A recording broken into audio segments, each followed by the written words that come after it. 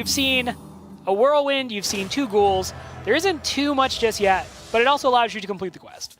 So, yeah, this is pretty big. Empty out that lightning bolt out of the hand because it would have just filled up valuable space a Murloc could have occupied. So, I think that's actually very important as well. Yeah. You want to get the quest on the turn that you're emptying your hand. And this was really the first opportunity for Loxodontes to play Barnes, and it wouldn't have cluttered up the board too much. Yeah, Vertigo suddenly in a kind of bad way. Although, if he dirty rats the Mega Fin, oh no, this is disgusting. Loxodontes, we've all been robbed. No. All right, so yeah, this is pretty much just how you lose as the person playing Unite the Murlocs. Deathwing, no brawl. He's gonna get some pretty bad news here. Yeah, Drakefish is yep. you know one of those times where you want to say it's over. Yeah, this is now. It's done.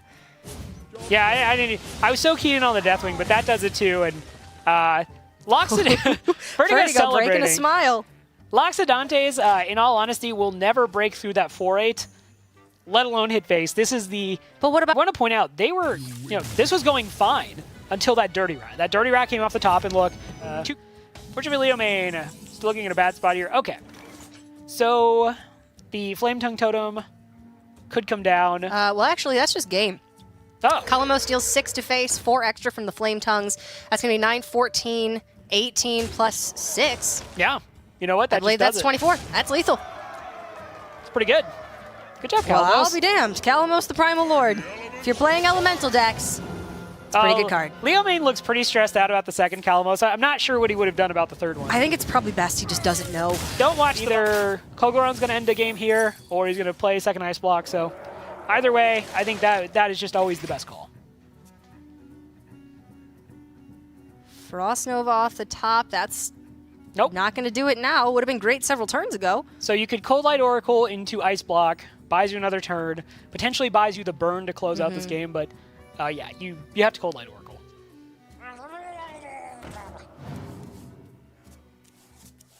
Oh, okay. He gets it. So you get the Ice Block. I'd like to see does he want to play the Mana Orb here? It's possible he wants to play the Blood Mage Thalnos and go for it, deal 3 damage to face. The Bitter Tide Hydra and then Fireball the Bitter Tide Hydra. Ooh, that's good. Yeah. I like that. You remove the Bitter Tide Hydra and you kill them. Just to this particular situation. No, if Sherazin were to really kill, but having come down so late, now Joth has no resources in hand. It's just not nearly as difficult to overcome, especially since now Legolas has access to Sulfuras, and that is what he was anticipating by playing the Alley Armorsmith this turn instead of the Curator, which he initially hovered over. Yeah, it's it was always looking grim though in this game, at least for Joe. So we see you can just kill him. Yeah, I was gonna say we just take the 33% chance, and all right, we have an ace match on our hands between Brazil and Indonesia.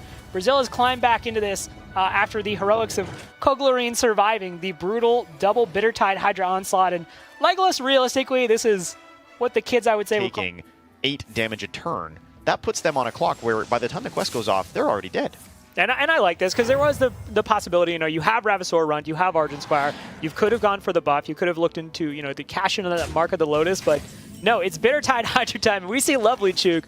Lovely Chook's like, oh, wait, I'll do Glacial Shard. Yeah, you can see their initial reaction was definitely concern. Now they feel pretty good, and this is absolutely the reason that this card appears in Quest Rogue, because now they're going to bounce this Glacial Shard and just keep using it to freeze the Hydra over and over and over again.